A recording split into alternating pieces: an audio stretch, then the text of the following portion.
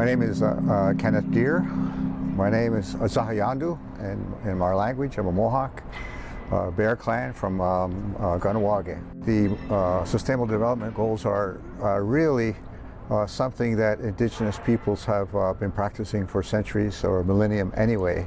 The whole idea of sustainable development is part of our culture, sort of part of our relationship with the natural world. In our community, one of the things that our people have been doing is going back to the three sisters, corn, beans, and squash, growing our traditional corn and beans and squash, and growing them the way they were done traditionally for centuries. And that we, as Indigenous people, we were not nomadic. We were agricultural people, and so those practices that our people knew have been sustained all these centuries, and we're going to try to. But we have to bring them back. We have to, because some of those teachings have almost been lost through colonialism. But also our medicines, our trees, the plants that are out there. When we go picking medicines, for instance, when we come across one, we don't pick that medicine. We leave it alone, and we put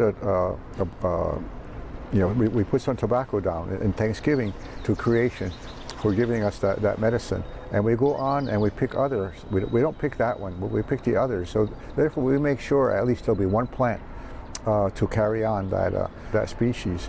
So this is the kind of sustainable development that Indigenous people have been practicing. The UN Declaration on the Rights of Indigenous People is fundamental to all human rights. It's incredible. It's incredible that the United Nations had to make a separate declaration for Indigenous people and could not include Indigenous people. Indigenous people were not included in all the other international human rights standards, like the Covenant on Civil and Political Rights or the Covenant on Economic, Social, and Cultural Rights. When our people went to the UN and saying, how come our rights are being violated? And the states and academics were saying because Indigenous people are not subjects to international law, that Indigenous peoples are not peoples, and therefore don't have all those rights. So people like to focus on the rights of self-determination, which is Article 1 in the covenants, in the book Covenants. But in the UN Declaration, the rights of self-determination is the third article. And why is that? Why isn't that the first article?